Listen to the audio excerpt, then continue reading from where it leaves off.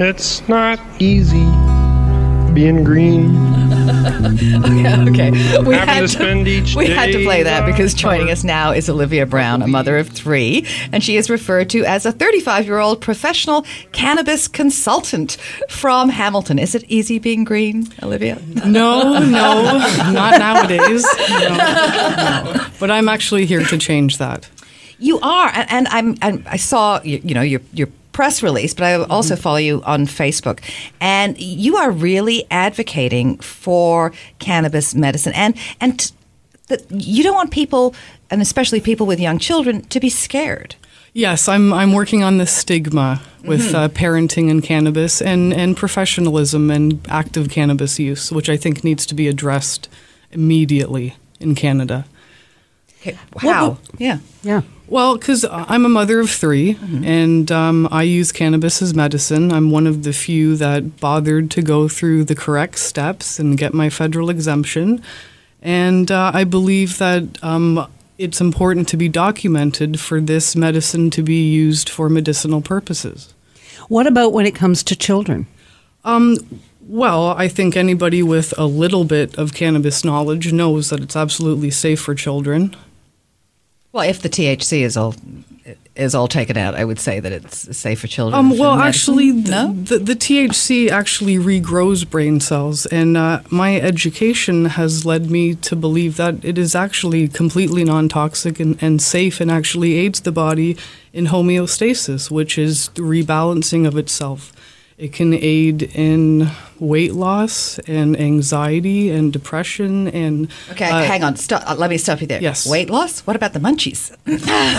Well, it detoxifies the blood, which is basically, with a healthy lifestyle, you can cheat every now and then and, go to McDonald's or eat a chocolate bar and not worry.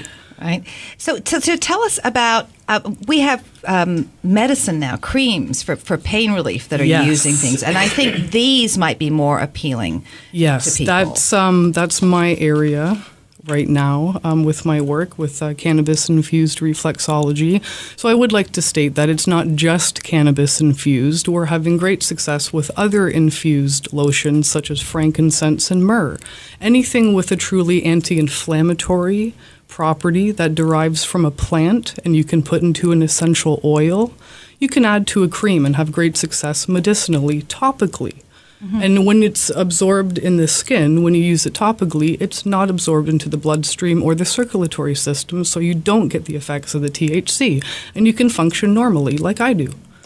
Olivia, I'm curious, there is a phrase, the pinking of pot. Why are so many women getting involved in businesses that are related to this industry? Well, that's a great question. And I actually, I'm a proud member of Toronto's Women Grow, and we're a great group of women entrepreneurs that have cannabis-based businesses. And we meet once a month in Toronto and other major cities, and we talk about things such as this.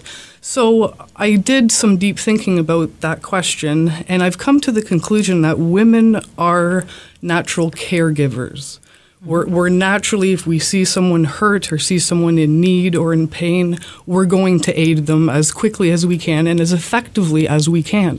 So if I'm using a medicine that gets me instant relief from pain or burns or scars or anything, I'm going to delve deeper into this, which is where the education part comes in. And it's not just for humans, because I was looking on your Facebook page last night when I was browsing. I saw that there was this pet discussion. Pets with cancer. I just took, under my business professional cannabisconsulting.ca, I just took my first canine patient, and we've had nothing but success. Let me ask you, you're billed as a consultant. So what exactly does that entail? Do you treat people or do you consult with people who want to build some form of business around? No, I'm not. I can't. That's one of my services, is to consult businesses as a group. But my main focus is consulting individuals and families. With my education, I think the natural progression of things is a person acquires knowledge, finds it useful, and has to tell everybody about it because it's so amazing. So that's what happened to me.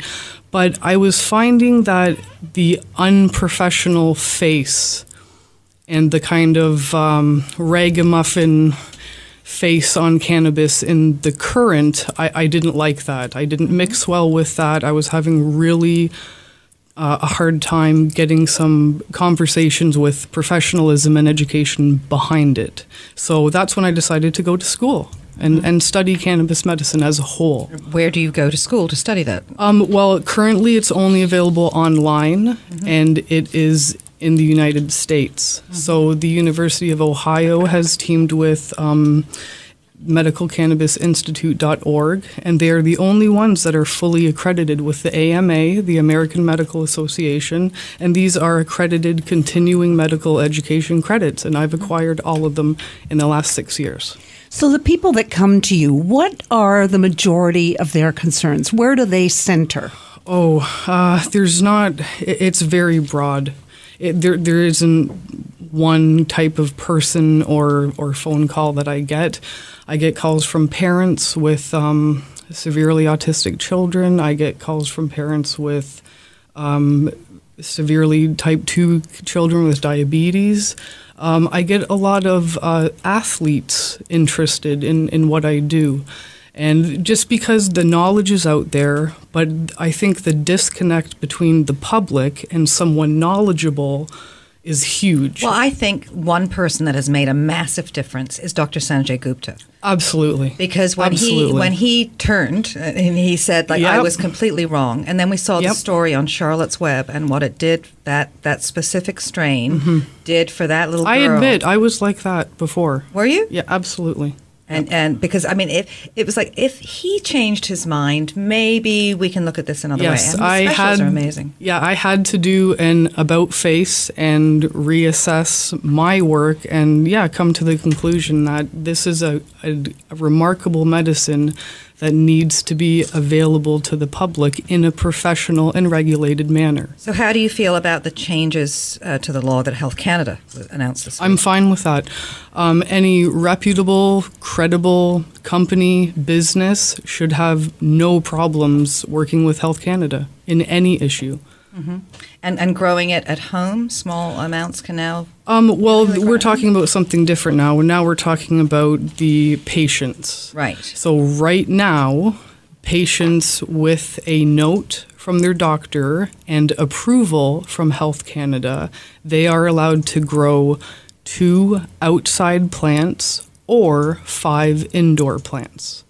And the safety with children is not a concern because 99% of cannabis users that do grow at home with children around, safety is their number one concern. And I really want to reiterate that with the public. We have children. We're just as nervous with you about cannabis and other medications that are approved by Health Canada. And my big concern is the edibles that are going to be out there. I mean, they look like candy.